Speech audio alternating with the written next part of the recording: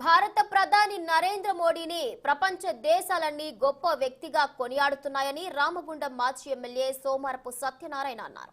భారతదేశ కీర్తి ప్రతిష్టలను ప్రపంచ దేశాల్లో అగ్రగామిగా నిలిపిన మహా వ్యక్తి మోడీ అని అన్నారు.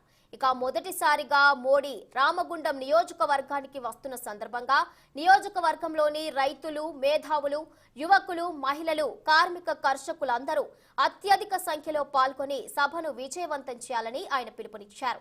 కరోనా లాంటి మహమ్మారి విజృంభిస్తున్న దృష్ట్యా 2 దశల్లో కూడా కంట్రోల్లో ఉంచి వ్యాక్సిన్ తయారు చేసే విధంగా ప్రోత్సహించిన గొప్ప వ్యక్తి, అమెరికా లాంటి దేశానికి 3000కే కరోనా వ్యాక్సిన్ అందించిన గొప్ప నాయకుడు మోడీ అని కొనియాడారు. అలాంటి గొప్ప వ్యక్తి వస్తున్న సందర్భంగా అడ్డుకుంటామని కమ్యూనిస్టు పార్టీలు ప్రకటన చేయడం ఏదైతే ఉందో వారి అవివేకానికి నిదర్శనమన్నారు సోమారపు సత్యనారాయణ. ప్రపంచమంతా గౌరవించే వ్యక్తి, ఈ దేశాన్ని పటిష్టంగా ముందుకు తీసుకున్న వ్యక్తి, రాబోయే 10 సంవత్సరాల లోపల ఇది మన దేశం అత్యున్నత స్థానానికి పోతుందని ప్రపంచమంతా అనుకునేలా చేసే వ్యక్తి,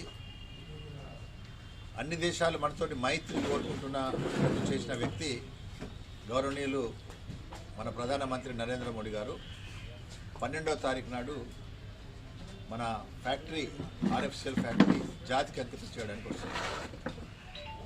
వారిని మనందరం కూడా సగౌరవంగా ఆహ్వానించుకోవాలి. మనందరం కూడా మీటింగ్లో వెళ్ళి వారిని చూడాలి, వారు చెప్పే వినాలి మనం. అందుకని రామగుండం ఎరువుల కంపెనీ లోపల ఇనాగురేషన్ అయిన తర్వాత ఎన్టీపీసీ స్టేడియం లోపల బహిరంగ సభ ఉంటుంది. ఆ సభకు రైతులు పెద్ద సంఖ్యలో కదిలి రావాలి.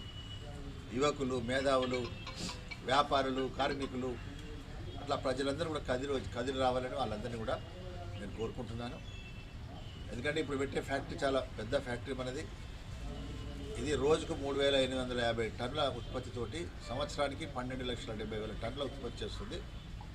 దీంట్లో ఒక టన్నుకు యూరియా 5,000 రూపాయలకు తయారవుతుంది. కానీ కేవలం 40,000 రూపాయలకు తయారవుతుంది. కానీ కేవలం 5,000 రూపాయలకే దీన్ని రైతులకు పంచడం జరుగుతుంది.